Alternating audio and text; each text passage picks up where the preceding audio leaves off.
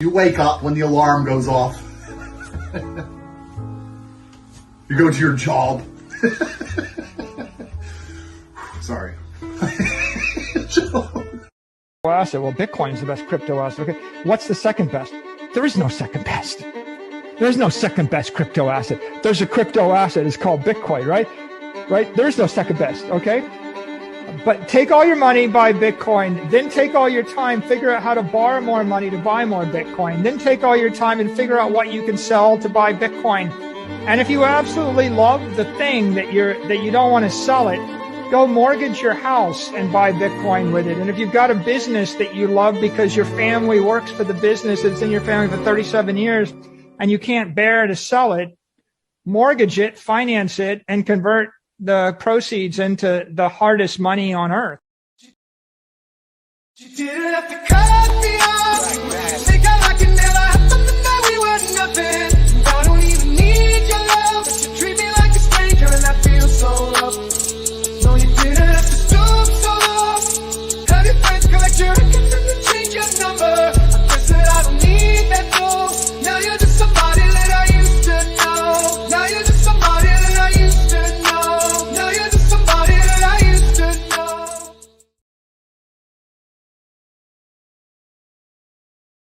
With the mic muted, of course. What's going on, you guys? It is Dog Cost Crypto here with how to catch a dip catcher. We're on the prowl to catch a predator.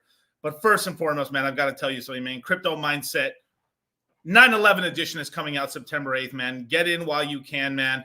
I'm telling you guys, this is going to be a doozy, man. We're going to be talking about everything from the central bank digital currency rollout, China Lite, Twitter turning into X, turning into basically WeChat, everything in between, and how to escape the slave class, man. How to escape the matrix, man.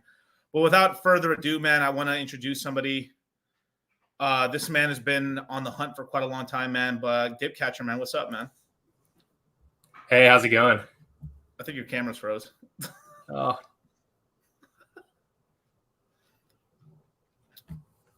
There we go. Oh. Maybe out to catch a predator. He got me. Is that? There we go. There we go. What's up, everybody? Thanks for having me on. Hey, no problem, dude. Welcome, man. What's happening, brother? Man, this has been a long time coming, man. It's been a bit difficult to try to get our schedules to kind of work together to make the stream happen, man. Yeah, I'm glad we're doing this. I'm trying to think back. I feel like we streamed like a year ago, and then the last time I think I was on camera with you was at the Pulse Chain conference when that person came on the video feed with like a fake. They stuck into the StreamYard and then that's glorious. Oh yeah. I was let's just say that was incredible. I was there with coffee. Gold Key and you and stuff, man. That was quite a lot. I know. So much has happened since then. I feel like every week there's some new saga going on in Pulse Chain or Hex, and it's just pretty wild. I mean, it does feel like Hex has become such a clusterfuck. I mean, it really has. Like the Pulse Chain ecosystem, like we were so much more of a community and stuff. Now it's just kind of like everyone's just a mercenary band of people and stuff. It's like our people versus your people versus the Hedron people versus the Maxi people versus the Pool people. I don't know. Yeah, versus the PH wild. people. Yeah, and Yeah, then it's like E-Hex gang, and then there's like no P-Hex gang, and then there's like fuck PulseX, and then it's like a whole, there's everything else. And then I was telling my dad about this, and he's like, "You guys sound like all these different religious groups from the 1400s, like the different, like the Protestants and the Catholics and the Jewish people, and everyone kind of has their own interpretation of the Word of God or like their own politics, and so it kind of these different groups form and they're at each other's throat, and it's literally there's nothing different about that than to what we're seeing unfold in front of us here. That's right, man. And I want to just mention Midwest white boys represent. What's up, man? But no, definitely. I mean, like I was saying this pretty early on to my guys in the courses, and like I was saying this on YouTube that we're going from this one God religion to this kind of like pantheon of gods, basically, and the schism that's created. It's like we're really going through some weird shit. We're Protestants, Catholics, like I don't even know what, like evangelical Christians. Like it's like insane, dude. And then there's like some guys. I mean, I guess the Mormons, not the Mormons, but what do you call them? Like, oh man, yeah, man. Like it's insane the amount of like different like branches. I get what would we call guys who only use E-Hex still only? I guess they would be like. I think that so probably didn't the Jewish people want to stay like where they only interpret the Old Testament and then the New Testament is Pulse Chain, and so that's like I don't know who really knows. I'm not too up to date on that.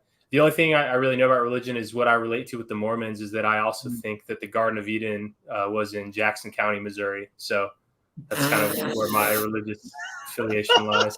Is that real? That's what they believe. Yeah. Well, some group of them do, I guess, which I agree with. Like I've seen no evidence to the contrary. So, hey man, I'm saying, man. Well, let's not get into a whole flat Earth debate or whether this thing's round or the moon's real or whatever. But ether hexagons, the ether hexagons and stuff. But let's start this off spicy and stuff, man. So obviously, dude, you've been killing it this year. I think you've been a lot more quiet last year. This year, you've been on Twitter quite a lot. You've been on some really good tweet storms and stuff, and you've been giving. Honestly, the amount of like great content that you've done on Twitter has been like incredible, dude. You're like one of the best people to follow on Twitter, just for some of the information because you're a guy that's reading code out here, and you're able to like explain what's kind of going on in some contract faults as well as like. What people are exploiting versus just using the contract regularly and stuff like that. So let's start off with something spicy. Let's start off with like PulseX. What's going on with PulseX right now? Because just reading off your tweets and reading off what's going on, it seems like buying burn's turned off effectively. Yeah. So someone figured out some type of way how to manipulate the buy and burn where they basically just got, free PLS every time they ran it. And so the buy and burn contract itself, the reason why like the coins end up in the buy and burn contract is because of something that happens in what's called the PulseX factory. So that's like when a new liquidity pool is created, it's this factory contract that's doing it. So the factory contract kind of governs how the liquidity pools work. And one of the parameters in that contract is where the goes to. And so the fee, that 0.29% fee from the trading, that goes to, whatever is that parameter is set to.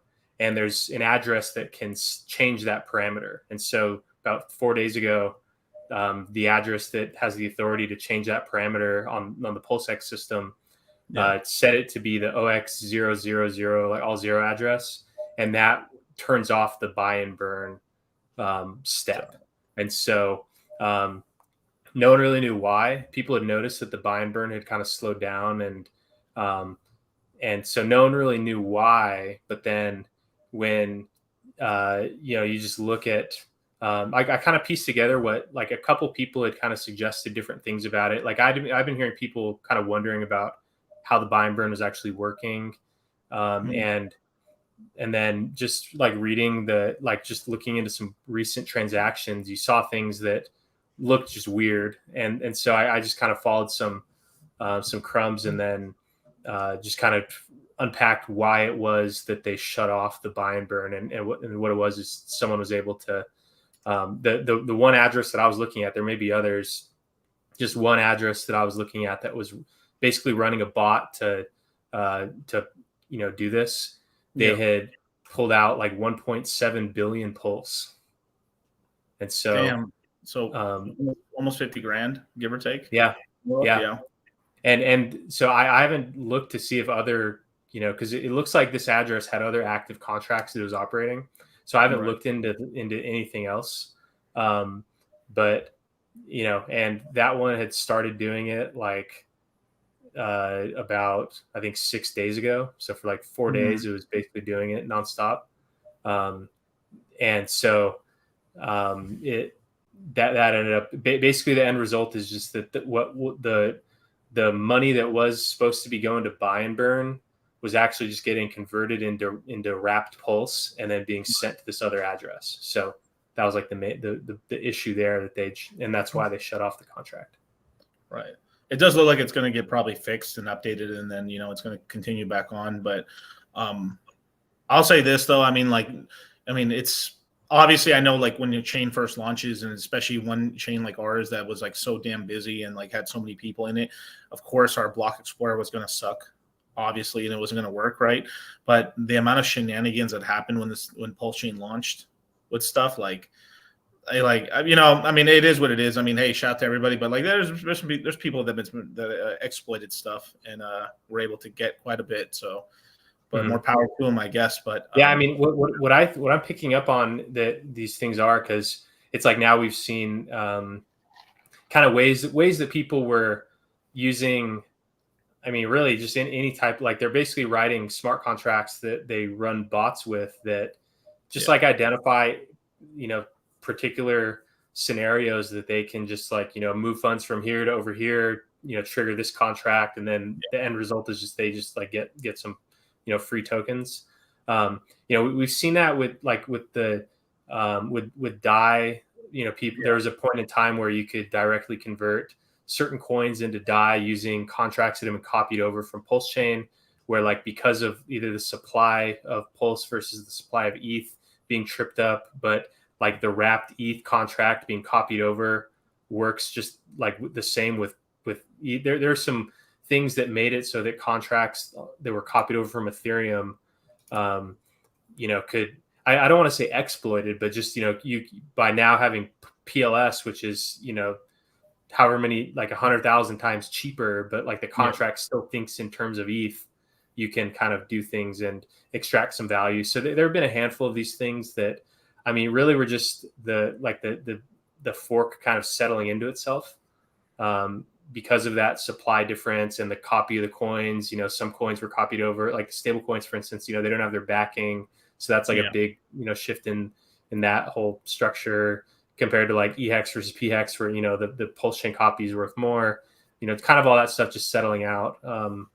That's kind of like what's happening. But what I'm noticing is that like this level of sophistication is increasing a lot, where it seems like people that were, maybe they spent time on Ethereum writing these bots that do arbitrage or other types of, ways to just pull money out, that miner extracted value category of stuff. Like, I think those users are just like pointing their scripts at Pulse Chain, and maybe because they think it's less competitive than on Ethereum, where like, there's, millions of users on Ethereum compared to our, maybe tens of thousands here. So it's less competitive as like a bot operator, probably.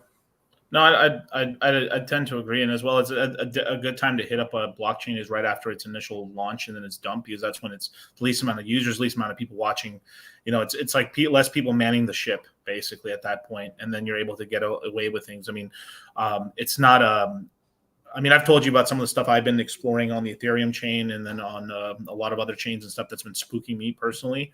This isn't a pulse chain or hex related issue. This is more of a blockchain overall issue with crypto. Is that it's just scaring me that how much Chinese money is in crypto at all. Like it's actually a significant, like there's a lot of geopolitics actually happening right now on chain, and there's different sides funding and stuff. When the Americans are in, the Chinese pull out. When the Americans are out, the Chinese go back in, and then you have a bunch of smaller countries in there too that are just pumping money here and there and stuff like that. I mean, like the Lazarus Group being one of the biggest, being North Korea's main like hacking group and stuff. Like they on average take about $250 million from blockchain hacks on at minimum. I mean, like last year they took just $250 million themselves just from the Harmony Bridge. Yeah, just from one bridge, and that's insane, dude. And that's not, so this is like what a lot of countries are, and then people tracking these wallets are able to figure out they're not really even cashing out the coins; they're actually keeping the coins. What's going on is that like a lot of countries are actively hacking, creating rug pulls, or so you have like the unorganized side, which is you have people making like fake projects and stuff, just like scam projects. You have, I mean, it almost feels like you only have 20% of people actually trying to make a real project, and more than 90% of them failing, which is just normal, right? Then you have a quarter of them, which are, they're making the outright, like just run-of-the-mill dudes in their mom's basement making a scam, an NFT scam or something like that. And then you have the other half, which is it's basically organized crime. And it's organized governmental like crime, which is scary. I haven't seen that in Pulse Chain or anything like that, but I've seen it like across the board from Phantom to Ethereum to AVAX to every chain. So I mean, the whole shit stuff, a whole lot of shit. But like Matic, I mean, it's insane. And then what these governments are doing is that some of them are cashing some money out here and there through some of these overseas exchanges. But most of these people, what they're doing is they're keeping the Ethereum and the Bitcoin for treasury stuff. So there's kind of this weird little mad scramble going on right now. And I'm gonna talk about more of this in like a crypto mindset in the 9/11 course and stuff like that. But like it's some of the information that we've gotten and then we've been researching is pretty freaking spooky. Actually, it's made me almost like not even like I don't even want to talk about it on YouTube or anything like into any really crazy detail. But it's I mean, look at Dipcatcher turned his screen off, so it's like, I mean, I should let you know. Like, for some reason, my camera keeps shutting off, but oh well. Yeah, the CCP got me. The CCP got me and stuff. But yeah, I mean, it is like, I think that shows how mature the crypto markets and the crypto infrastructure is becoming, where like it matters in those types of scenarios. And I think that like it's one of those things that's really hard to like constrain. And so like if they don't think that they are going to be able to constrain it, then they should at least have some like capture some of the upside from it. Yeah. And I think like countries like China, for instance, and maybe even like India, like when the world moved from like a bimetallic standard to like a broad gold standard, the countries that had a lot of silver reserves had pretty substantial wealth evaporation. And India and China were hit from that. This is 100 years ago plus now, but maybe they've learned from that, where like there's serious like geopolitical consequence to holding the wrong assets. And if, they think that if they think that like that crypto as a whole can be disruptive to their own assets and businesses and commodities, then maybe they're just like simply hedging the fact, that they may get disrupted. And so, there's probably a lot that goes into it, but it's pretty, they're just another player in that whole like on-chain ecosystem. So it's interesting because I had a chance to talk to a billionaire that's like in the space right now. And I got to ask him a couple questions, and basically the way he's kind of the way he's looking at the market is basically like he can only really get into like a couple of assets, really. like one or two assets, and then of course what are the one or two, Bitcoin or Ethereum. I mean, like that's basically it. Everything else he didn't call it scratcher bet, but he basically called it like he's just throwing like bullshit money. Like to us would be like crazy money, but like I'm just throwing chiclet money at it and whatever, just for fun and stuff like that. Or I'm just like, or maybe I just want to have like my own little portal. But like that's what's kind of going on there too. Is like, I mean, like basically we know Bitcoin is going to get the ETF at some point, so we know that in this bull market it should go above $100,000. How much higher than that? Who knows, right? But I mean, it was very possible last year. Like, I mean, let me tell you this was what fucked up the entire thing for like, even the Pulse chain launch got messed up because of this last cycle was, obviously we had that double top, right? We hit, 64,000 and we went to 69, right? Well, what happened was the Chinese around that time, they banned Bitcoin mining and they stopped being net buyers of Bitcoin and pretty much stopped the bull market. And then through, I guess, people stealing money through these like CeFi exchanges and leverage, that's how we continued the bull market on for, I would say, another like 6 more months from like the summer to November, basically, right? And I'm pretty confident to say if we had China actually buying as well, we probably would have hit 100,000, maybe low 100,000s or so, right? This time around, we're like, at the very least, we're probably hitting like 105,000 to maybe like, if we're lucky, $1.50, which is pretty insane because that would put Bitcoin itself at $3 trillion, which is 3 times the market cap of our current crypto market right now, which is pretty insane. And you could just imagine the altcoin market, like how massive that will be and stuff. Because, that's why I'm so passionate about it. Because you just need, all us owning just even a fractions of the total supply of some of these tokens, and with these coins appreciating in billions of dollars in value and stuff, is like life-changing money to like everyone in this chat and to yourself and ourselves as well, But sheesh, that's right. Oh, man, he hits him. That's right.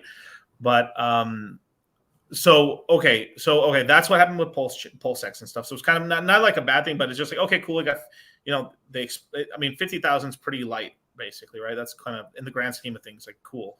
It's getting fixed, and that won't happen again. But let's talk a little bit about this sort of like, because you were one of the ones that first really explained the whole Atropa DAI sort of situation and how they can still like basically print tokens. Yeah. So I guess like that all started when, if you just look at like the PDAI chart, it like right when it launched, it was down, from the 1-to-1 peg, kind of, did what it was kind of expected to do, or went very close to zero. And so it just went so low that like, as soon as there was any inkling of buy pressure, which when I look back at just what was going on, the majority of the buy pressure was to like where you're buying these bots trying to like extract value from these like nooks and crannies of Pulse chain, where you're like buying DAI in order to like unlock something from some other contract, and so there was some, just like almost like minor extracted value. And I think that's kind of what formed the bottom. But then I think like, because it had hit, like a very low bottom and then just gone up any amount, like any retrace, like from a very low number is like many multiples. And people look like, oh, the 24-hour chart says this is up, 3x. And so like, I think it kind of caught some steam with that. And then I think like, it just kind of caught some speculative fever. And then it was kind of tapered because there was a couple days when the price started going up where we started just seeing like PDAI being minted just like straight into wallets, and those wallets would be selling into these pumps. And so I just kind of looked into it. What I did is I went to Etherscan and I like filtered from all the transactions from the zero address of DAI on Ethereum, just to give me a list of all the contracts that can mint DAI, so I could see what the copies are doing. And there are a couple different contracts that enabled you to mint DAI. One was one where you lock up wrapped Pulse in the wrapped ETH contract. So that was one avenue that people were minting it. But then one that I actually was able to exploit was where there's something called the peg stability module, where you can convert USDC into DAI directly at a 1-to-1 rate in both directions. And so if like the PDAI versus PUSDC price deviated at all, you could send USDC into that contract, mint yourself DAI, sell it, and just kind of go in the circle. Yeah, just a basic arbitrage.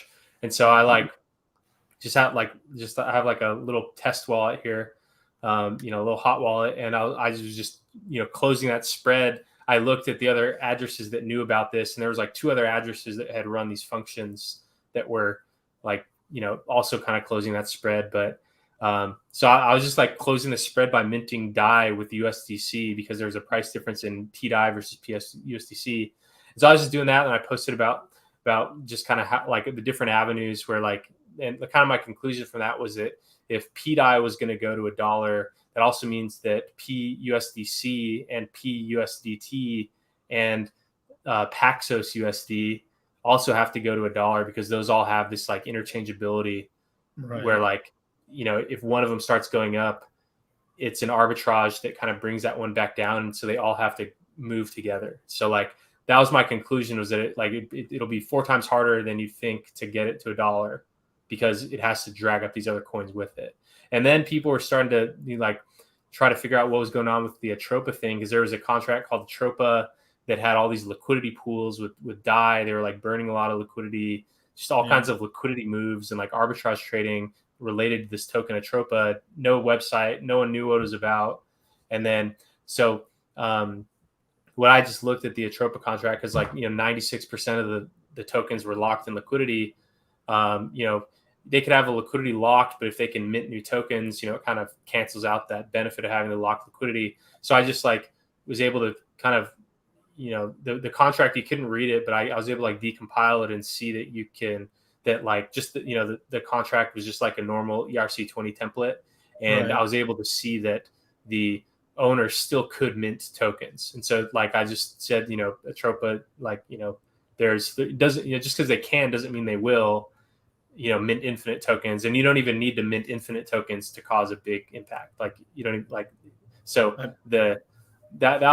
I kind of started to unpeel that. And then that ended up being the top of a 36x move on Atropa, which was kind of cool. And when I was doing the DAI thing, I rolled those gains into Atropa because I was like, okay, thank you, Atropa, for helping make the spread, because the Atropa something related to Atropa was buying up a bunch of PDAI, which is causing this spread to happen that I was literally just printing Pulse from. And so I was like, thank you, Atropa. And so I just bought the token. And because I saw that the Atropa deployer on Ethereum is a major participant in all of the assets that I've launched. So they literally I look at, because we have an airdrop coming up for something. And so, I have a list of all the active participants in the Maximus ecosystem. And he's one of the top receivers of the airdrop coming up just from his activities. So I'm okay, good enough for me. Interesting, right? So, yeah. So that was my kind of whole, piece of the Atropa saga, I guess. No, basically people are just creating whatever narrative they could in order to they're just trying to pump it, right? I didn't really see the only way I could see it actually paying to $1 is basically if PulseX ended up giving incentives into PDAI. Then from there, without saying it, it's Richard, the old, if Richard's it's kind of Richard said, I want this at $1. Yes, sir. And then it would, people bid it up. That's why, until I saw that, right? It's just they were saying Richard did it and did all this.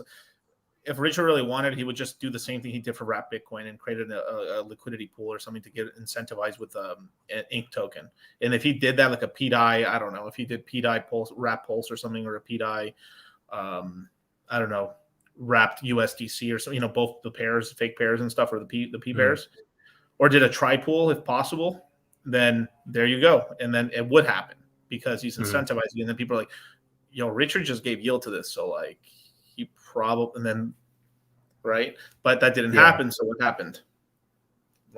Of course. I haven't even looked at the chart. What's going on with Atropa? Yeah. Oh, wow. Yeah. And for guys that are like the thing is like you could still print PDAI because it's basically just the maker. It's the maker contract and stuff like that. It's like, you know, this is how you're able to make actual DAI and stuff, you know. But I mean, I still like. I mean, I used to be such a big fan of maker and DAI and stuff like that. But there's just been so much shady shit that's happened with that protocol. I mean, the founder getting killed in Puerto Rico.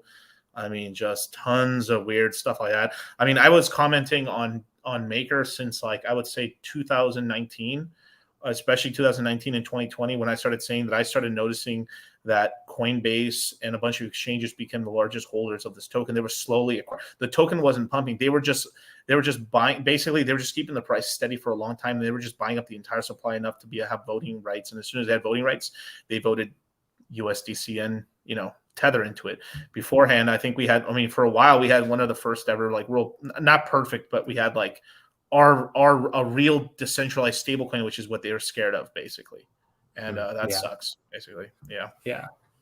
I mean, the stablecoin, it's like kind of a tough problem. Like, I mean, like trying to keep it pegged 1-to-1 with the dollar, like that's a really hard task. Like, as far as like the banking, because I mean, you saw with USDC where they, you know, their banking partner that had 8% of their, you know, cash or cash equivalent assets, they had this serious liquidity issue, and they had to get bailed out, and you know, from or you know, with Silicon Valley Bank, and like that's like a really hard thing to do, like just in general, like, you know, there's, because pegging something to a dollar, like, you know, markets want to price in like risk and reward and all this stuff, but then if like it has to keep a direct, like it needs that instant redeemability, or, you know, to do that, but if there's trouble with the banking side of it, then that breaks down that redeemability that keeps it at that 1-to-1 ratio. So like that's why I even like, and this is honestly another thing that I liked about when I looked at the Atropa deployers history before I bought Atropa, it was like a big holder of Ample, which I also really like. Back in 2020, I like, you know, Ample. And like that's actually a really a really powerful concept of like the price is almost never exactly 1-to-1, but if you take the all-time average of the price, it's like spot on 1-to-1. And so like, you know, price goes all over the place, but it's almost like a volatility coin where like the average over some period of time approaches 1-to-1. So like things like that I think are kind of interesting, just because like it's very hard to have something that's like backed and redeemable by banks, like, you know, like bank deposits. And so it's, who knows how like what the best way is. I remember some guy, this is like back in the, because I remember people saying that on the Ample explaining the Ample and explaining the whole stable. What the fuck was the it was such a good example. Like they were like, oh, what was it? It had something to do with women. It said something like, yeah, she's only cheated on you once in 12 years, so like really, she really is really yours, or something. It was something like that. Yeah, like it's $1 once every 4 months. It'll pass through $1. And if she only cheats on you once a quarter, bro. You mostly have her, bro. I mean, you have her fucking 8 months out of the year. She's yours, bro. Each 9 months out of the year. Yeah, pretty much. Oh my god, but quite a lot of guys got wrecked on that though too. And the thing is like I mean, like people like, what is the US dollar backed by? Weapons, military. That's really, I mean, you're gonna get fucked up. That's what it's backed by, really. And then on top of that, I mean, whether you people like to accept it or not, I mean, the U.S. cattle, which is, you know, the tax sheep basically, and then the U.S. consumer, you know, in the military. In God we trust, right? I mean, that's what it's there. Yeah, it's kind of a crazy thing. I mean, sure, the dollar's a dollar, but the dollar keeps being worth less every year on year. You know, I mean, it's kind of funny. I mean, like at the peak of 21, one Dogecoin was 81 cents. Mm-hmm. A Dogecoin was worth $1 almost. Yeah, it seems like, I mean, now it's 2 years ago since all that was happening.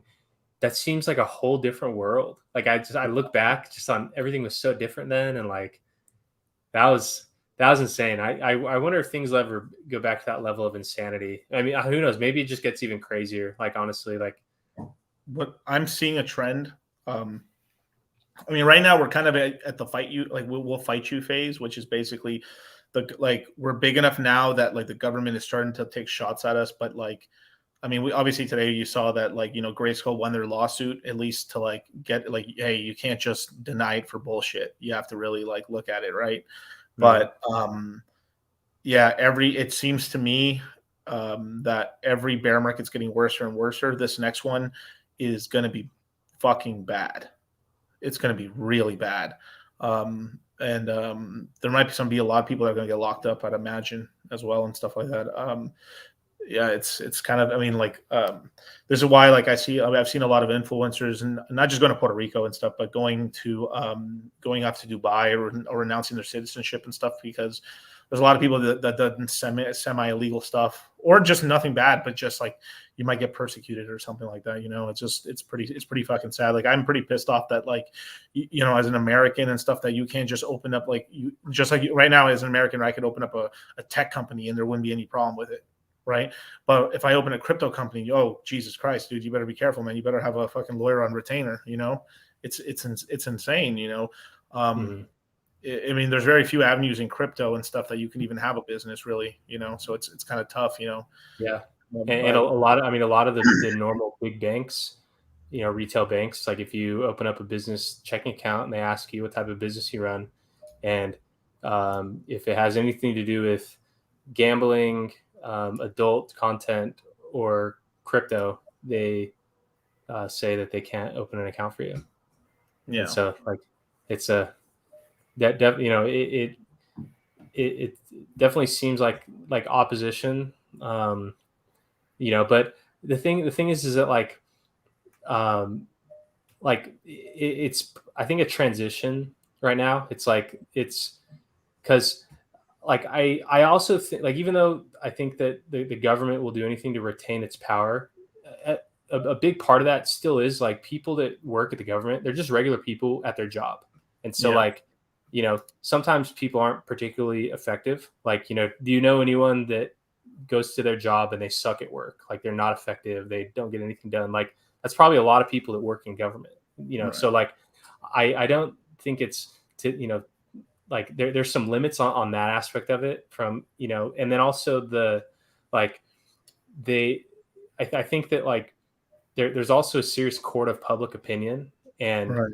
I think that just by doing things, like, in good faith, with, like, good transparency and honesty, like, you know, that's why I'm not really, like, I don't think I would, you know, flee the US. You know, it's like nothing I do is out, like, you know, in any way, like, dishonest, or, you know, done from a bad place, or trying to manipulate or take advantage of people. So, like, all the things that, like, a government's trying to do in terms of, like, protection of people, it's like, I feel like I'm providing a serious amount of protection and outlining risks and helping people understand these things. And, like, so, like, all the things that, like, you know, the government is, like, protecting the citizens from, you know, it's like, I feel like I can operate in good faith because I feel like I'm also trying to protect people from those same issues. And, like, even though the law as it is isn't, you know, designed to deal with this type of, you know, industry, you know, it's like, I do actually have hopes, you know, that it changes for the positive. And that can happen in, like, a couple election cycles, just, like, new faces, you know, say,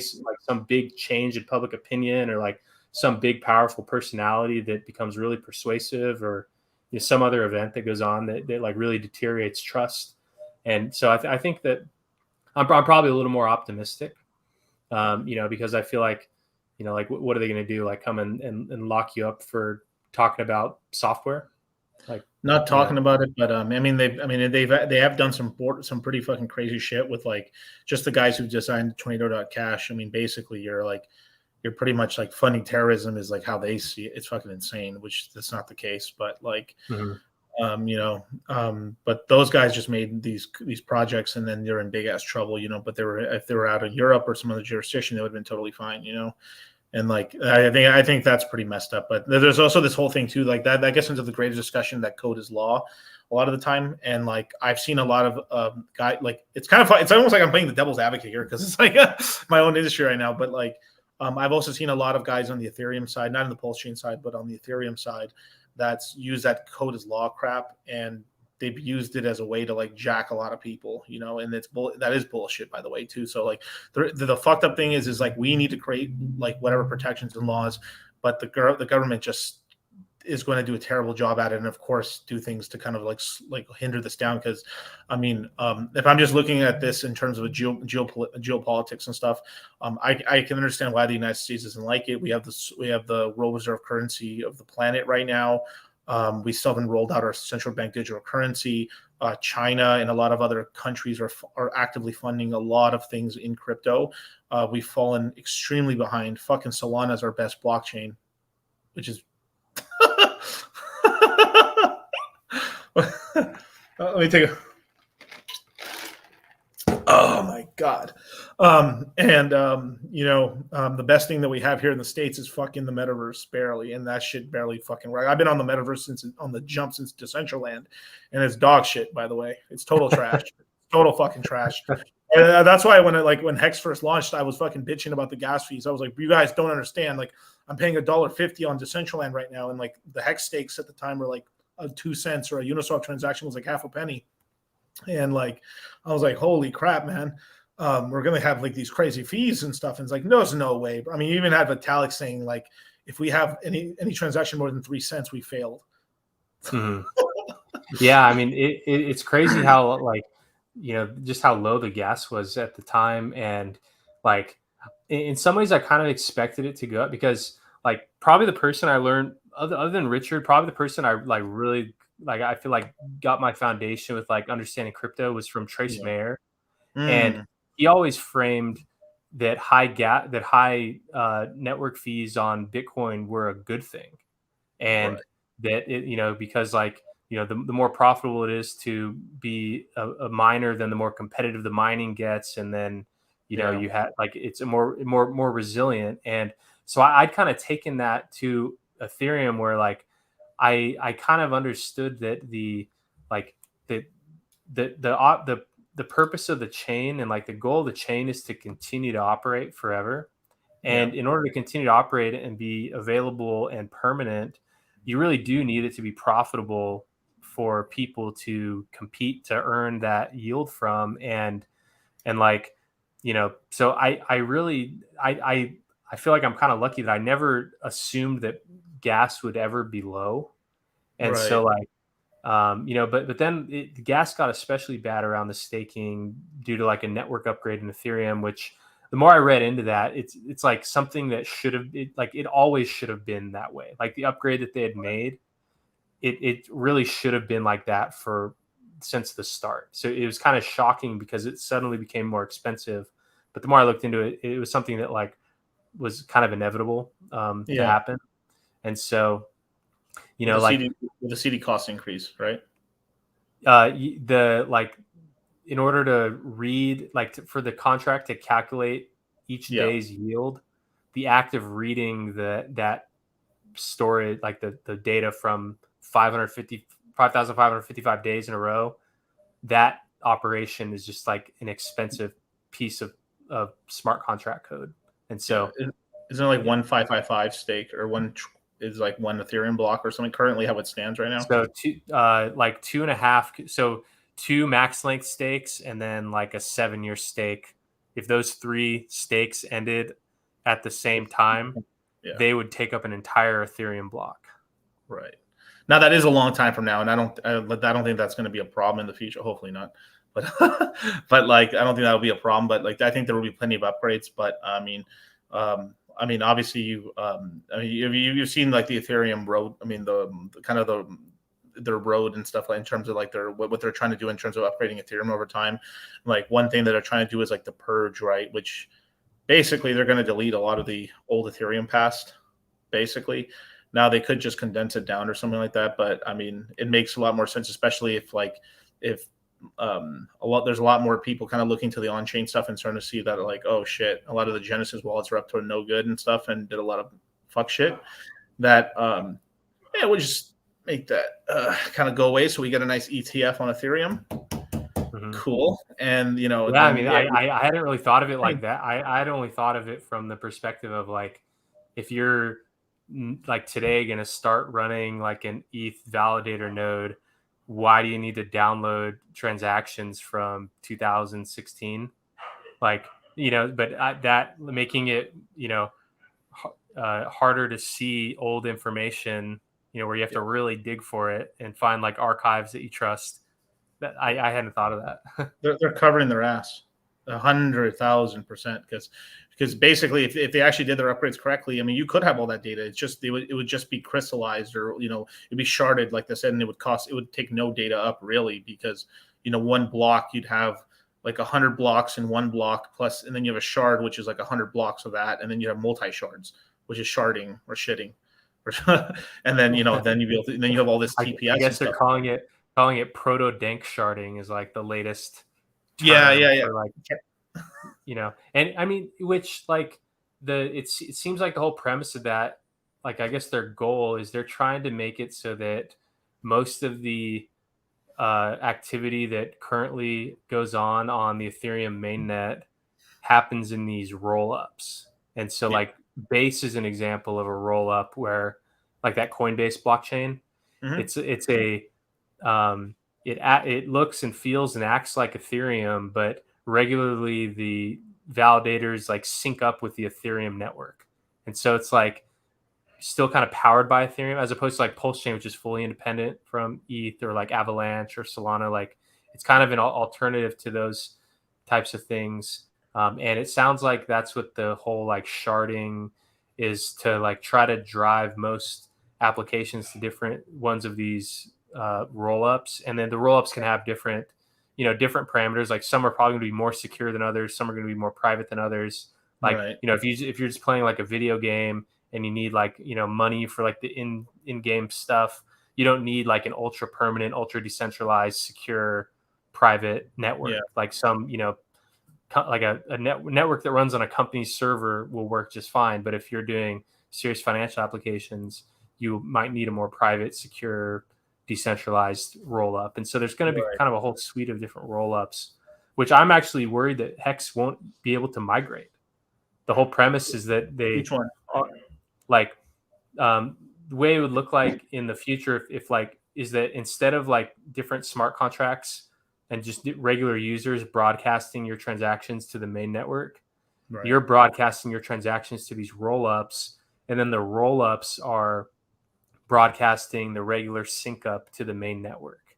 And so part of like these different phases of upgrades, which I mean, they can change at any time. So, these things do change all the time. Things that they said 2 years ago isn't even like necessarily relevant today, but it sounds like they want to be like trying to move or like push applications that are currently logging to mainnet to these roll-ups. And so like, I don't think that like Hex could move to a roll-up. It would take some type of fork to move to a roll-up or something. Or like a clone of Hex that goes to a roll-up, or there need to be some solution if that's what people, wanted to do. But that's why I don't even think that Ethereum scaling really helps like Hex stakers with gas. And if that does, and if PulseChain is successful, then the gas is going to be expensive there too. Cause like the only big difference is the 10 versus 12 second blocks. So that's like 18% throughput increase, which, there's gas guzzling applications, just a lot of trading or a lot of NFT activity or whatever. The gas can be expensive there too. And so, and if the Ethereum scaling updates are based on the whole roll-up scheme, and if PulseChain is just going to copy all the Ethereum scaling updates, it's there may not even really be a good solution for keeping stake gas costs low long term. Right. I'll just to go back to the proto dank shard sort of stuff. I mean, that upgrade alone is really just to placate the new blockchains, the L2s. It's really like the proto dank shards. I mean, I found out about that maybe a couple months ago and stuff. That they're pretty much going on Optimism, Arbitrum, and I mean, I'll say this right now. I think the Arbitrum teams is fucking scumbags, basically. But it's going on Optimism and all that stuff. Of course, the base layer, it's going to like increase the throughput 10, 20, 30x, depending on how hard they push it. But it's going to increase the throughput and the gas reduction cost on the L2s down significantly, which is really good. But the only thing that I've heard that's anything that's even possible in the next 2 years in terms of a gas helping gas on L1 is just maybe like the FVM upgrade for Ethereum and stuff, which is a Phantom upgrade, which is an upgrade to the EVM. So they'll basically just let them process more smart contracts per block, which will significantly, because that's really what's like clogging up. It's just complicated smart contracts really from the bots and stuff and these scripts. So that's the only thing I know that's like a 10x throughput on that. Well, okay, if I'm being honest, it's like depending on how they implement it, it's like a 6 and 8 6 point. I have the graph somewhere if I look for it, but it's like a 6.8x throughput increase to like 12x depending on the chain really. Like so I think it'd probably be closer to an 8x, I would say, on Ethereum and stuff. So that's an upgrade that could be real. Once it goes live on Phantom at some point, and it actually works, that's something we can experiment with on Pulse Chain. I think that'd be a really decent upgrade for us to do, because that would increase our throughput and our gas costs. I mean, the gas is the gas doesn't cost that much anyway on Pulse Chain. Let's just be real, but still, like, just having that upgrade of being able to our chain built to handle more shit is like pretty nice, basically. Yeah, I agree. Sorry, my camera just. Yeah, I mean, I think Phantom's pretty interesting. They had some issues with reliance on multi-chain, and multi-chain apparently got shut down by the Chinese government. Look at that! What are we talking about today? The Chinese again. Yeah. I mean that's there's some savvy, like I think the West may underestimate like the savviness. Yeah. Like, and the ruthlessness, because like, I feel like there's serious efforts to kind of inject into these like online economies, and that is pretty like why isn't all the US is doing is like going after people that are just like talking about coins they like. It's so backwards. It's just kind of crazy. Like, honestly, like basically because they can't fuck with us on a tactile or a real world scale. They're doing it where they can. So it's like we can't do these physical wars anymore. Really, we either have to pump money into Ukraine to attack people, or we end up having to do stuff like economic wars, right? Like right now we've done sanctions on Russia, and now their oil exports and gas exports to Europe are down like 80%. So now they're over there exporting their oil over to India and China, and now they're competing with the Middle East, and now the Middle East and Russia are competing for oil in terms of for Asia. Now they've banded together and reduced the amount of total oil on the market to increase the prices. This is the reason why, like, I'm here in California right now, and gas is almost $6 right here. This is why we've seen a 50 cents to $1 increase across gas prices here in the States, because of this bullshit basically that's happening, because like Russia can't export their oil. So them just decreasing a few million barrels of oil, both from like OPEC as well as like Russia, has basically increased global like oil, like gasoline prices for everybody. Incredible, yeah, right? It's shocking. I've been waiting for these prices to go down, but I feel like I've just been normalized by the high prices. The highest I saw was I was like nearby Havasu on 4th of July weekend.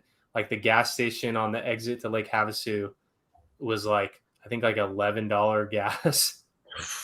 What? Dude, the highest I've ever seen is 10. Holy shit, dude. I mean, it was like, 4th of July weekend at a lake town, with all the boats and stuff, but like and it was just like shocking. I mean, our prices like way higher than like the average price in the US is where prices were. What was that movie with Will Smith and I Am Legend, where like the gas prices there when the apocalypse happened, the prices were like $3.49 or something. I wish. I mean, some days in Vegas, like when I'm in Vegas, gas isn't that bad. It's like usually $3 to like $4. Very, very rarely you pay $4, but it's still in the threes there. But like, I mean, here in the States, we've mismanaged our oil reserves so stupidly. Like, I mean, Biden was over here. Like, I mean, like we had the strategic oil reserves filled, and like now it's empty. It's basically empty right now. Yeah, I was looking at the chart of that. Where like he filled it for nothing, bro. Like he filled it when gasoline basically went to like zero. I think he filled it for like 40 cents to 50 cents per barrel or something like that, and filled the first thing up in like 40, 50 years. Yeah. And I wonder what the price is like. It's like you see those figures that the Department of Energy produces about that reserve, but like you don't see what the actual price that they're selling that oil at. Like, you know, Right. if they're selling it at like a super high price and, you know, they're like, okay, that's, I guess, good trading there. But like, Right. if they're emptying it and selling it at a discount, like that's like, I think really poor management of that. Well, they were mostly using it. It's supposed to be there for emergencies and stuff like that, or for wartime, but like they were using that in order to subsidize the oil prices so it wouldn't climb up and stuff. Because at the time we had midterms, so they mostly emptied out the strategic oil reserve during the fucking midterm, so the Democrats didn't look like idiots for the gas prices being high. And all they really did is like they kept the prices from really exploding upwards and stuff. But normally that for how much we emptied it, we should have got over $1.50 to $2 reduced gasoline across the United States, and we only had like a quarter at most, or just prices being stagnant during the time. So not great. And then there was even reports of them actually selling some of to China from the strategic reserves. Like, what the fuck is even that? That's crazy, dude. we were oil. I mean, the whole thing too is like we were oil independent, like through fracking already. But this is why Saudi Arabia increased the amount of oil in the market to crash the oil prices. That's why we went negative. Was basically the year before that, the United States was completely oil independent. We were the largest manufacturer. We were the largest producer of oil now. And on top of that, I think we were the second largest producer of natural gas on the planet next to Russia.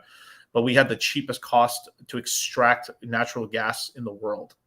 And they were like, hell no. So they crashed the barrel price to like $30 and below.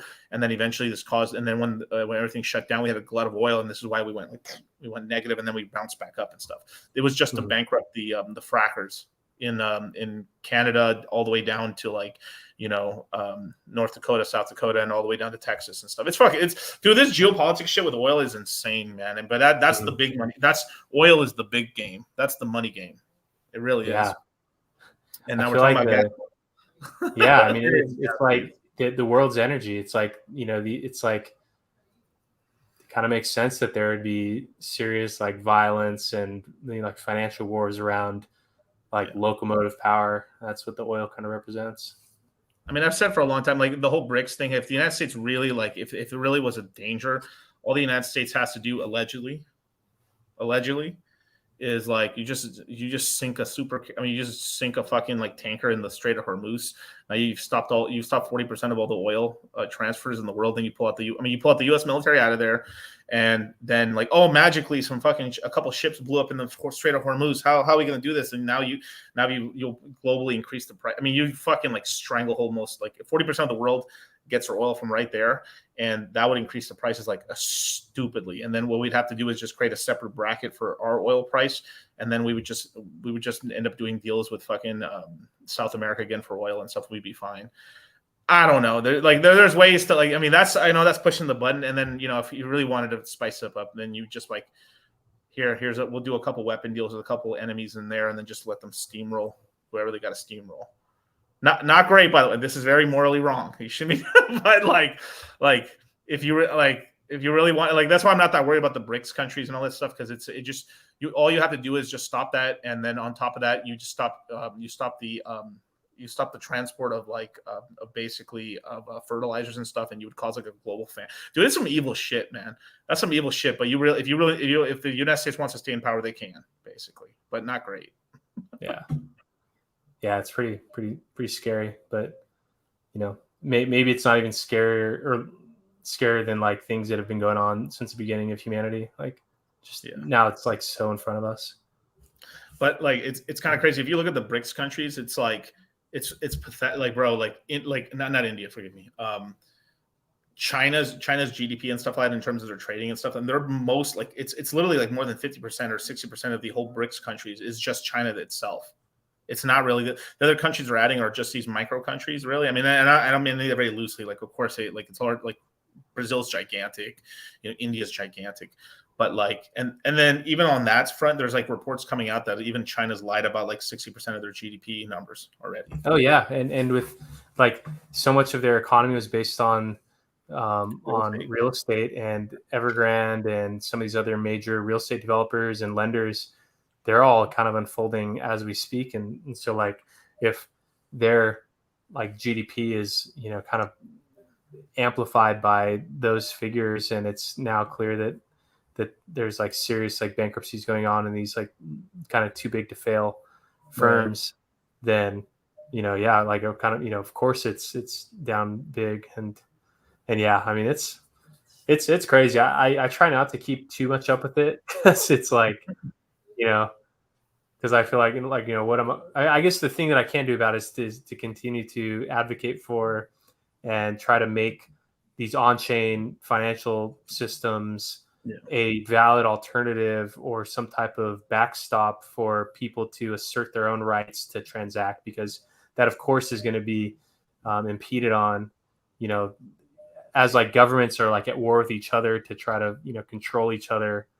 The citizens are kind of part of those levers of control. And I feel like crypto is like one of the last things that can actually allow people to assert their own human rights to, transact and to, choose what software they run and choose what they do. And so I think it's like probably one of the more important things going on Earth because of that. Like not many other things are like a serious like protection or like lever that a person can use to assert their own human rights.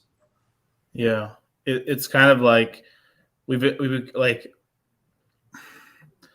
I don't even know what to say. I mean, like, it's kind of like what's going on is like, it's that whole thing of like, you'll own nothing, you'll be happy, you'll own no real estate, the 2030 plans, you'll own no real estate, you'll own no cars, you'll own nothing, you won't own anything. Everything is going to be rented and you'll be happy. Right. But the kind of economy they're pushing us towards is almost like it's really a social media sort of like we're gonna have they're heading us towards like a social credit system sort of way, but it's kind of a weird like social media credit system how it is right now. Like for example, if you can't own anything to get rich, let's just say that the whole metaverse is real, like the metaverse and the crypto takes over and everything goes like that, then the only way to actually be rich is to be famous or to have clout. And that seems like what they're pushing us towards, basically, because like these weird, like, I mean, Richard had talked about this, like these social games versus these economic games. These social games are 0 to 1 versus, these economic games can benefit everybody. I mean, like we're far richer now. I don't know. Let's like I would suspect a guy would like to live 200 years ago, but be a king, probably with all the punani they could slay. But like supposedly, like, right now in terms of technological marvels and the amount of stuff we have, from washing machines to refrigerators to like AC and everything, we have more luxuries than a king did 200 years ago, the common person. So like, but the fucked up thing is us as humans, we rate each other based on the social sexual hierarchy. And it's kind of a weird thing where like we're overall, like we have so much a better life. Some would say badly, but like on average, yes. Because if you were a fucking Middle East, if you were a peasant during the Middle Ages and shit, goddamn, bro, not kind of rough, right? But I mean, even think I feel like big breakthroughs like dentistry and like like bacteria infections at birth, like things like that, like increased life expectancy by like huge percentages, and like. It's like now there's more people that, and kind of, even though I don't think that like the population is anywhere near any type of capacity, right? But like just like more people to try to make things good and more people to help produce the things that like people use and consume, but also like more competition for resources and kind of that status. Yeah, basically now I'm part of the red pill, but I'm in like I'm in the red pill of finance, right? I'm still adjacent though, you know what I mean? But like, but the thing is at the end of the day, as men, we're competing for women. And this is like a thing that we talk about all the time, that like, men make the rules for women, women make the rules for men, right? Like the reason men are the way they are is because women want that. It's kind of fucked up, but that's the truth. And the way women are is because that's how men made them, basically, right? So we just all suck, right? But there's this whole thing that's been pushed around, like even with the vaccines and stuff, and like the Android 19 stuff that's been going on, right? And now they're trying to like, I'm warning you guys. Like they're trying to push some super Android 19 shit now, and they're trying. Like there's been countries around the planet, even in like I've heard nurses from Mexico to like a lot of Latin American countries have been talking about that they've been prepping them for another lockdown again. Can you believe that? There's no way we're gonna fall for that. No shit. way. Yeah, no way. No fucking way. But these assholes are prepping for it. Can you believe that shit? Like, what are we doing? Yeah, it's no way. Like not even a chance. Like it maybe that's what'll kind of unlock people is like if they tried to, just the opposition to that, like that could be a big catalyst for some type of change, like kind of a big like fuck no moment. Now, you know, let me put my greedy hat on. Now, let's just say we rolled with it and it pumped crypto. You know what I mean? You know what I'm saying? Like, I joke around about this shit. Like, he's like, you know, these Bitcoiners got on their knees and sucked the bank's dick for a 2x, right? But like, when we stay at home for a fucking bull market, like, a lot of crypto guys right now. Yeah, like, have a lockdown every 4 years right after the halvening, so we can just have a amplified bull market. Here, we can all put on our. We gotta do what you gotta do. Oh, could you imagine, brother? We can all put on our masks. Here, give us a bull market. Oh no! I'm not. Didn't have to cut me off. Think like it never happened, that we were nothing. I don't even need your love, but you treat me like a stranger. Oh my Bring it back. But that's how desperate people get. Is like, yo, $100,000 Bitcoin though. L1 pumps. Pulse chain at a 3x from sack rate. There's a lot. I mean, bro, there's so many people right now that be like, yo, PulseX gets back to sack rate. I'm willing to do evil things, disgusting, dirty, filthy thing. You know, like. But I'll just say, haram. I know. But I wanted to ask you. So what's going on right now in the whole? Like, I mean, are you still working with Gold Key right now? Yeah. Yeah. Okay. So actually, how did you and Gold Key meet? Actually, I haven't even asked. Or I mean, you may have asked. Grew up together. You guys grew up together? We've been friends since we were like 8 years old. Whoa, that's cool, dude. Yeah. Damn. So yeah, we just grew up together, and we've been working on startups together since like right out of college. We had built this like virtual reality photography app back in like 2016. It was like one of the first VR apps on the iPhone. And then we had worked at like a legal tech startup. And then we just started working on, you know, Maximus DAO and just different products kind of in the Hex and Pulse chain ecosystem. Hey, dude. I mean, you guys did a great job and stuff. I mean, now, okay, so let's talk about the products you guys have at Maximus. Like, I mean, what do you guys call yourselves as like an entity? The Maximus DAO? I mean, it's just kind of like a loose pool party, or what are we calling ourselves? Yeah, I mean, it's kind of just like a lifestyle, you know. It's like not necessarily like an entity or anything. It's just like, you know, everything we do is kind of under this like Maximus brand, I guess. Right. And so it started in May of 2022. Or in April of 2022. That was Maxi. That was like a 15-year stake pool. That was a big success. And so a couple months later, we did the perpetuals, which was a 1-year stake, a 3-year stake, 7, a 10. And so we kind of rounded out the whole range of the stakes. And then we did what became a Hedron stake pool with Poly. And then what was that called? That wasn't pool. That was called Poly, right? That was called Poly. Yeah, right? Poly. Yeah. That pooled Hedron and attempted to buy HSIs from these auctions. And then there was part of the contract that couldn't really so easily be tested without real auctions. And so there was like a fail-safe mode that was activated for the Poly contract. So it basically just converted into a big Hedron staking pool. So Poly's like Maxi, but for Hedron. So it earns ICOSA every day. 15 years from now, the Hedron comes unlocked. So that's kind of like Maxi. And then launched a trading view algorithm with a token called dip catcher algorithm, DCA, which is like a trading view thing that if you like buy the access to it, you get a buddy pass token. So like you get access and then you get a token that you can sell or just give away. And then that person can take that token and burn it to get access to this trading view script. There's like 500 people that have the script. So launch that. And the latest thing is kind of the next version of the Hex stake pooling is this thing called Pool Party, which has been in the works for now a couple months. It's very close to completion. Kind of just been taking the bear market as time to just like keep iterating and improving on this concept. So it's kind of like an upgrade from like the team and the perpetuals, which was the launch in now that was like September. So almost a year ago we launched that one.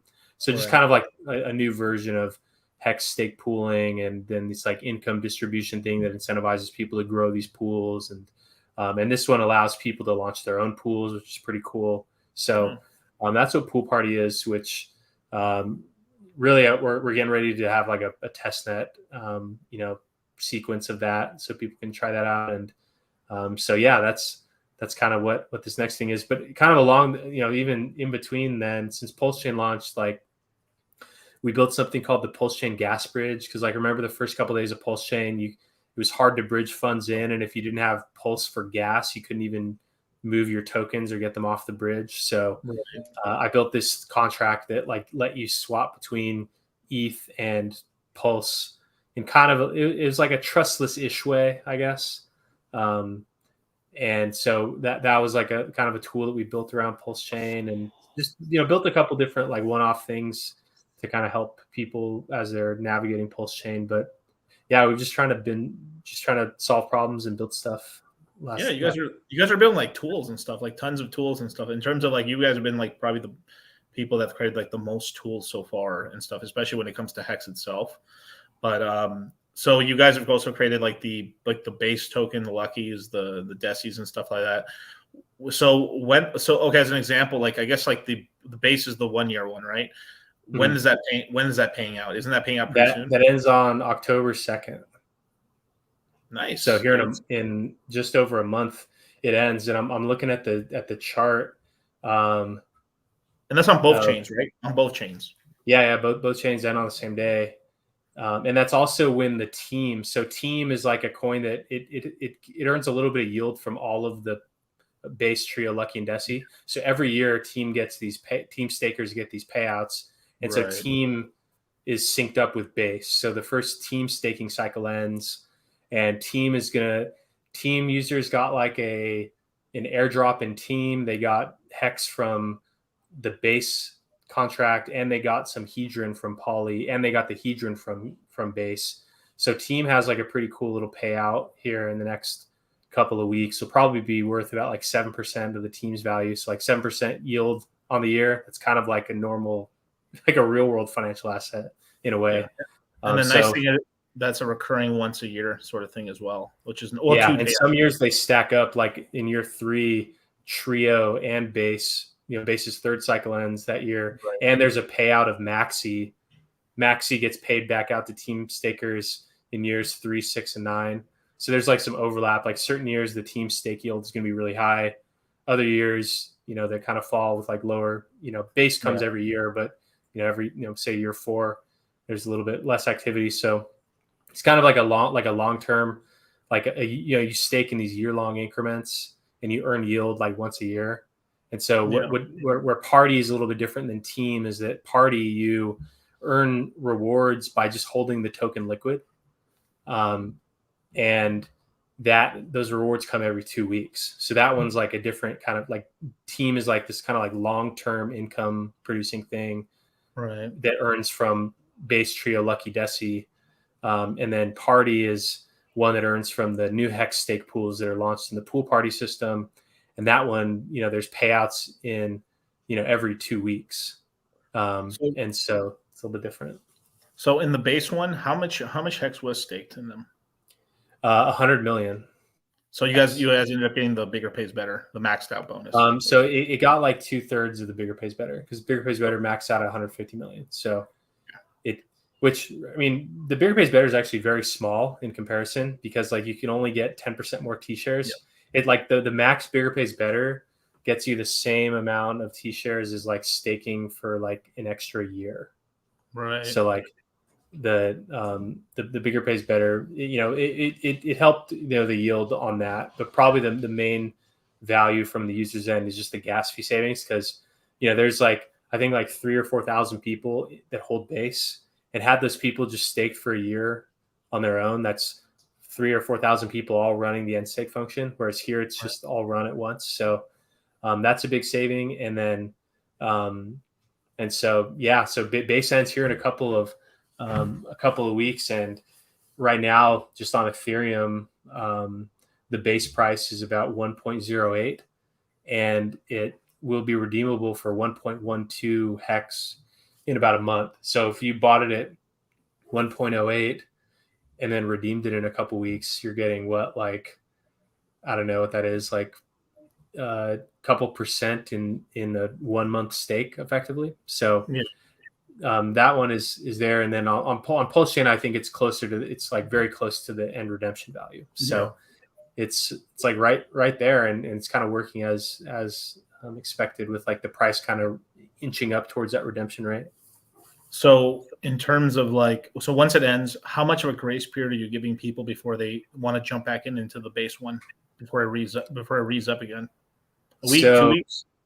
No. So base has a you have this devious little smile on your face. No, I literally cannot even recall off the top of my head because base is a shorter one. So I think it's 3 days. Let me look at the contract. It's I think a 3 day. It's called the reload phase. Reload phase. Okay. Oh no, it's 7 days. So reload phase it's 7 days between them. Whereas base and trio, the shorter ones have a 7 day period, but Lucky and Desi have I think a 21 day period. Okay. Just because a whole week out of a year, that's like 2% of the whole yield. So like every day that you're not staked in a year stake cycle is like a significant amount. So pretty big deal. So 7 day period to redeem the hex, or if you just hold your base, you just roll into the next stake, and now your base token starts being backed by 1.12 hex. Yeah. And then at the end, did you ever think of maybe just doing a year in a week? Just a full year. It's 369 days, so it's a year and 4 days. So why are you stealing 4 days from me, man? I'm so mad right now. I'm just I'm living right now. the reason was that, I mean, even though like it started in October, I mean, it's kind of for no reason, but making it so that it spanned a full year gives it a chance to maybe skip a whole year, but that only happens like once in a blue moon from when it lines up at the end of the year. But yeah, I mean, just 365 days. I'm like, okay, like if every 4 days is another percent, why not just make it earn 1% more yield over like, what's really the difference between 369 and 365 days? Was kind of right. Now with the next one up. So that's base. So the tri token, right? Trio. What year is that one ending? 2025. Okay. Same sort of month-ish, same or different months and stuff? So that one was 1,111 days. So let's like here. Let me pull up the site that shows when they. Yeah, of course. So trio ends. So yeah, it's 369 days. 1111 days. Lucky is 2555, and then Desi is 3696. So those are the day lengths. Trio ends on 10/12/2025. Okay. So that's actually still in line. We still could be in a bull market when that comes out. Yeah, that may be. Like I really like Trio and Lucky because like they kind of span the like 3-year crypto cycle and the 7-year like kind of dual cycle, and so my those are two of my favorite of the stake pools just because of the timing and because they were kind of undersubscribed relative to Desi. Like Desi just had so many people minting it Right.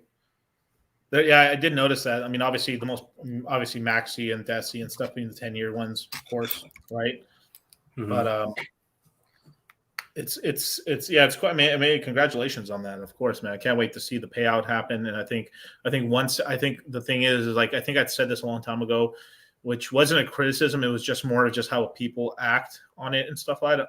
Hopefully, Goki didn't get mad, but No, yeah, we definitely understand. Yeah, like people like until you see it actually happen, because right. it's like I've the way that I proved to myself that it worked was I actually like forked Ethereum using this thing called hard hat, which lets you like create an accurate fork of Ethereum that lets you Right. like fast forward time.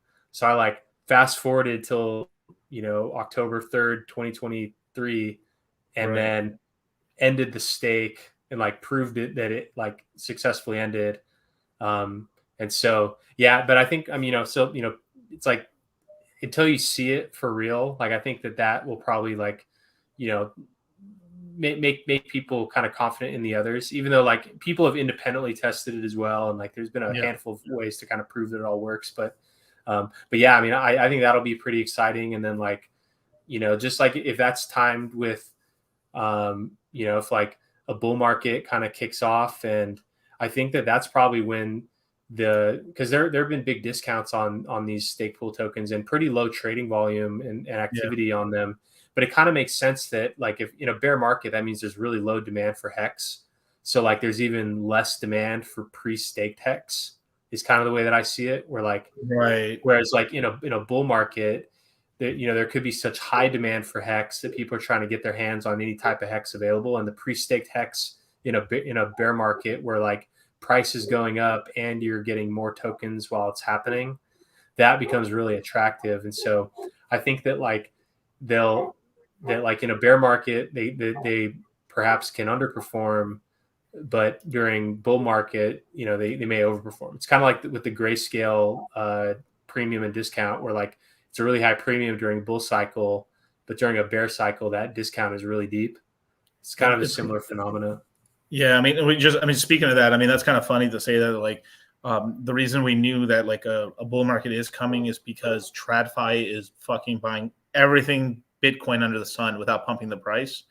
That like the spot. I mean, year to date and stuff like that. I mean, even the grayscale, the grayscale fund has outperformed Bitcoin itself just because it was so under the premium that its current price plus the premium gaining on Bitcoin is like, so it tracks Bitcoin's price, and then the premium went up or the negative premium went from not as negative, and then that meant you made a lot more money. And then every mining stock has like done like somewhere between a 3 to 5x on Bitcoin itself and stuff for the year. And I mean, it's been quite an interesting time and stuff. So I mean, every asset people can buy. I mean, BlackRock owns just about every fucking Bitcoin miner. They own like, there's a second largest shareholder in almost every Bitcoin miner.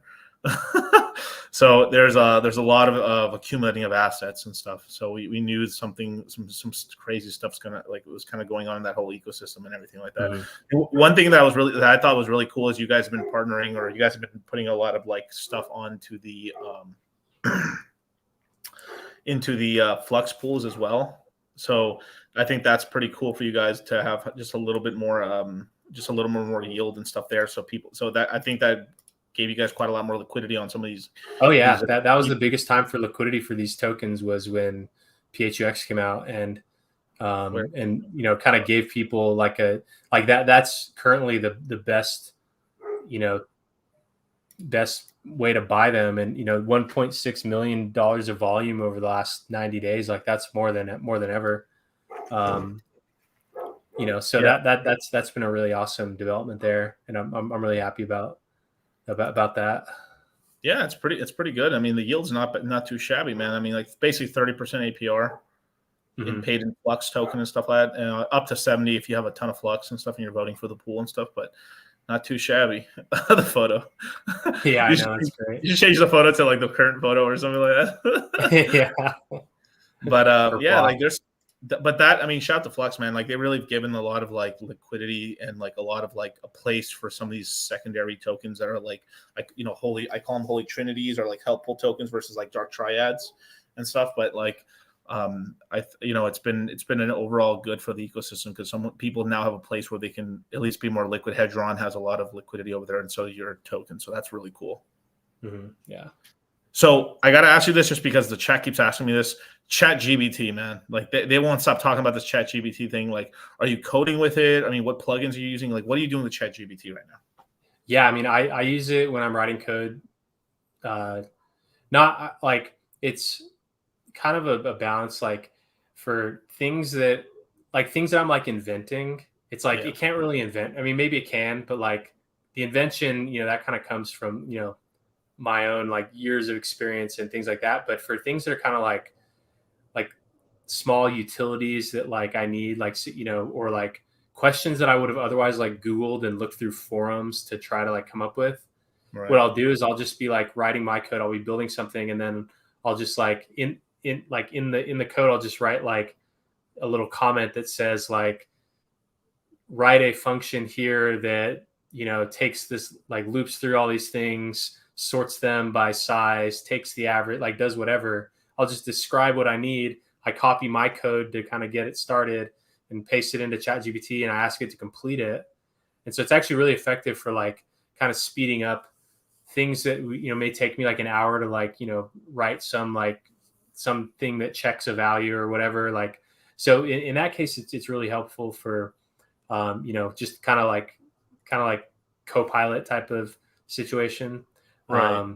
And then also it's really useful for writing the documentation. So what I'll do is I'll just like paste my code in, and then I'll ask it to write a like layman's term summary of what's happening in this function, and then I just like take that snippet and then I add it in the comments. So when people are looking on Etherscan at the contract, they can see the code and then also see the like summary that describes what's going on, just to help people better understand. Dude, that's super thoughtful, bro. Because I can imagine a lot of guys like absolutely go out of their way not to do that at all.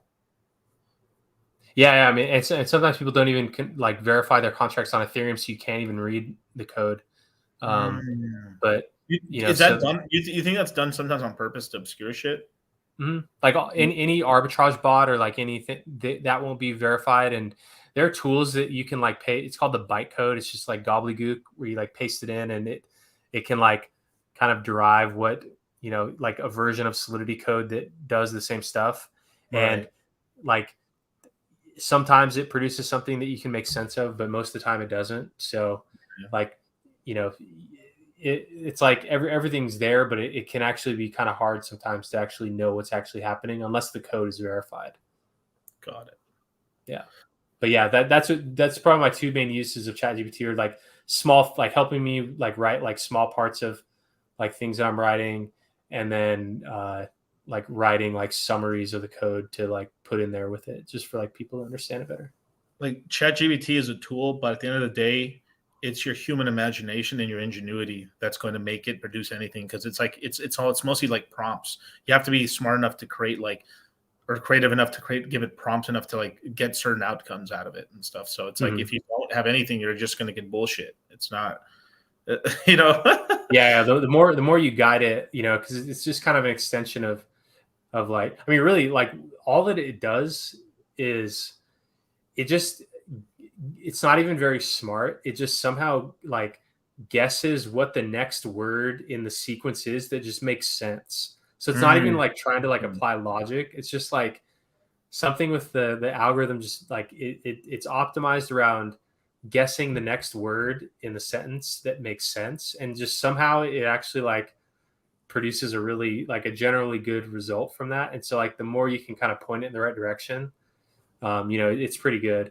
And they have like a new tool where like you can like upload a spreadsheet and ask it questions about it. So like that's another, like sometimes with like if I'm doing analysis on something, I'll write my own code that like analyzes stuff, but then instead of me like kind of like sorting through the data and making charts and stuff, I'll just like put it into like a loosely formatted CSV file, and then I'll just upload it to it, and then I'll just ask it questions about it, and then it can like, parse through it and do analysis and make charts. And so that's like another new feature that I've been using more from that is.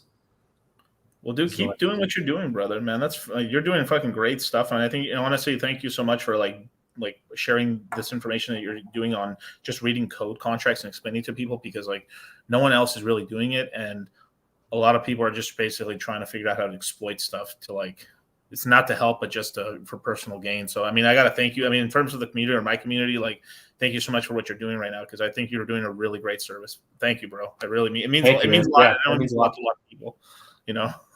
Thank you. Yeah. It's definitely feels good helping people. That's for sure. So I gotta ask, man, what's next for you, man? What are you doing? What's on the docket, man? What are you doing? Are you streaming? Are you gonna be you're just gonna be shit posting on Twitter? Like, what are you? What's I mean, shit posting on Twitter? You know, I got my $166 from Twitter last month. So you know, I don't know how you do that 9 to 5 shit, but so you know, you better put that in this guy, bro, because it's gonna go to $1, dude. I swear. I mean, really, what I'm really trying to do is I'm really trying to just kind of be there for like the community. Like, you know, it's like. This is like no doubt about it. This is the most bearish time ever in Hex. Like, and bar none. Yeah. Like, and so like, and especially with stuff like the SEC, and like, it seems like everyone from all angles like are coming out of the woodworks trying to attack. And like, so what I'm really trying to do is like, you know, kind of almost as like going into like a new cycle, like kind of like reestablishing like positive like expectations and mentalities for people to kind of be around this stuff, you know. And then also like I sometimes people go like I can tell they get a little upset because they think like, you know, I'm like bringing stuff up that shouldn't be discussed, or like, you know, but what it's like, if we act like there's something to hide, or if like we don't get ahead of these things, like this would have came out later, you know, like, and it would have looked like we were either incompetent, as if we couldn't know that something was wrong, or look like we're hiding something, or like shying away from something. So I think it's important to like almost like get ahead of like hard issues, and then establish the frame so that like, you know, it's not like something that like people are caught off guard by. Like, you know, it's like we should be our own toughest critics in a way. And so that's kind of how I've been approaching, you know, things like that. And you know, so, and it's, you know, I feel like it's like a very relevant, like important discussion to kind of be at the center of. And, you know, that's a lot of fun too. Perfect, man. Well, hey, you guys, thank you guys so much for joining me. I will be back on here Thursday at 8 p.m. Pacific Standard Time. I will be having I'll be doing a plethora of streams this week. I'm going to be doing a stream with RH Max, just trying to lock down a date. I'll also be doing a stream with the DGen Roundtable, a basically crypto mindset alumni YouTube channel. And this Saturday, hoping to nail down a time, but we're going to be interviewing KG from Internet Wallet as well and stuff. So got a lot of cool stuff going down. And dude, at some point, maybe we'll get the Richard Hart wallet as well, you know. who knows? I know the SEC stuff, it's probably maybe after now. The museum. Yeah, just something like that. But it's getting more and more apparent, because it's looking like they're trying to force like Coinbase on the exchanges by 2025 to give the government wants to know where, like, once you buy on Coinbase, where you're sending it to, give them that information. And then from there, they're trying to fully KYC, you know, MetaMask by 2026. So, you know, it's, you know, where it didn't look like it was needed, it's starting to look a little bit more like we do need a more trusted wallet source and stuff. And then Ledger, I don't really recommend Ledger to people, but Trezor is doing things to kind of help keep it private and stuff. But still, like any major provider is starting to get under pressure to like KYC and do all this other stuff, which isn't awesome, but it kind of is what it is. But thank you so much for joining me, man. Where can people follow you, man? So Tanto Nominai on Twitter. And yeah, or just search Dipcatcher on Twitter. Yeah, that's where I'm at. Twitter's my main place. Perfect, man. I've got it. If you guys, it's in the link. It's in the description box below. And thank you guys so much for joining me. I'll catch you guys on the flip side. Peace. You didn't have to cut me off. Think I like it never happened, that we were nothing.